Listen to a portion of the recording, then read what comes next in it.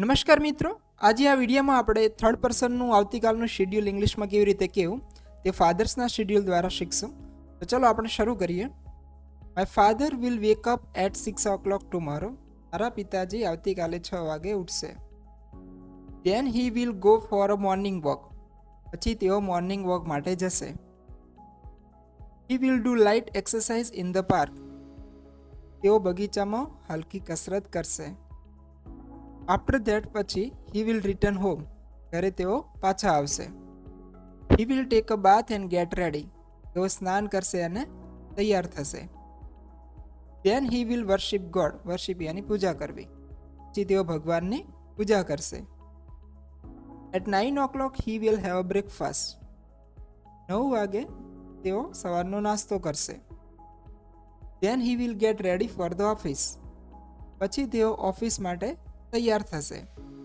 He will take the bus to the office. Office જવા માટે તેઓ બસ લેશે. He will reach the office on time. તેઓ સમયસર ઓફિસ પર પહોંચી જશે. He will work there for 8 hours. તેઓ ત્યાં 8 કલાક કામ કરશે. He will attend meetings and complete his task.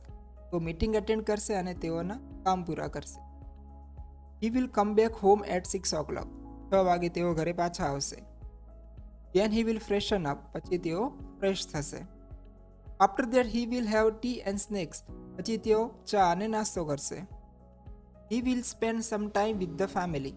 પછી તેઓ પરિવાર સાથે થોડો સમય વિતાવશે. Then he will watch TV. પછી તેઓ ટીવી જોશે.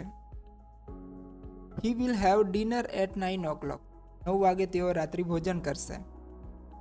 He will plan his next day before going to bed. Before going to bed યાની સૂતા પહેલા નેક્સ્ટ દિવસનું તે આયોજન કે પ્લાનિંગ કરશે. Finally he will go to bed at 10. અંતે તેઓ 10 વાગે સૂઈ જશે.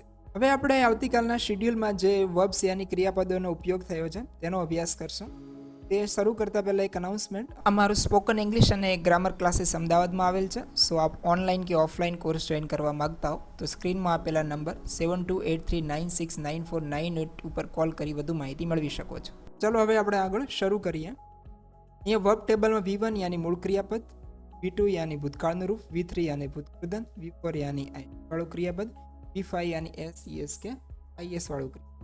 અહીંયા રેડ અક્ષરથી હાઇલાઇટ કરેલા વર્ડ્સ જે ટુમોરો શેડ્યુલમાં યુઝ થયેલા છે અને અભ્યાસ કરવા માટે વર્બ ફોર્મ પણ લીધા છે. ચલો આપણે શરૂ કરીએ. અટેન્ડ યાની હાજર રહેવું.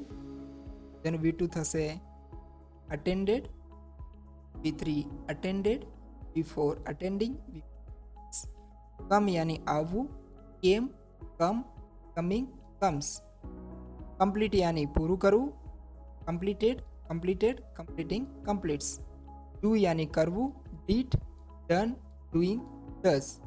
ફ્રેશ યાની ફ્રેશ થવું, તાજા થવું, ફ્રેશન્ડ, ફ્રેશન્ડ, ફ્રેશનિંગ, ફ્રેશન્સ. ગેટ રેડી યાની તૈયાર થવું, got ready, getting ready, gets ready.